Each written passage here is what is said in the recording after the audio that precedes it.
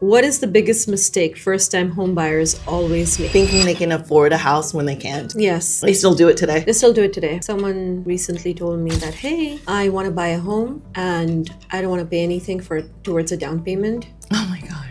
And this is the one that has a high income, right? And he wanted to tour an $800,000 home. And I said, 100% financing?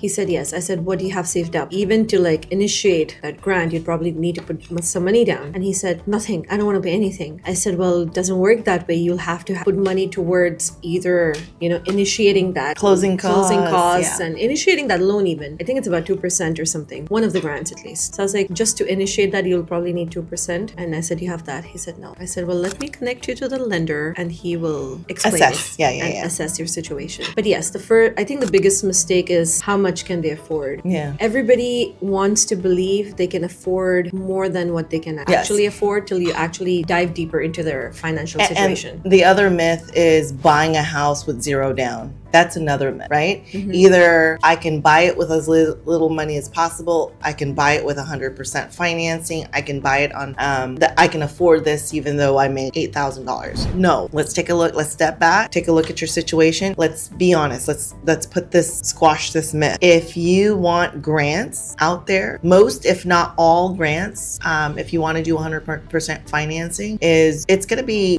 restrictions on those grants. They're not just, if they gave grants to everybody, then everybody would just be using grants. Yeah, for 100% finance. So they have to put some rules out there, and a lot of those rules are going to be subject to income restrictions, subject to the county location, subject to that program. Are you a firefighter, teacher, police officer, whatever? Subject to agriculture. Some cities have the subject to first-time home buyer, but it depends on which city you're buying in. Subject to how many properties have you owned in the last 3 years? If you own 0, you qualify, right? Mm-hmm. There's so many of these myths out there that I can get 100% financing and you make at no cost, and you make $300,000 and you have a Lamborghini. Yeah, it's just not gonna work. That's not gonna work. No, I'm sorry.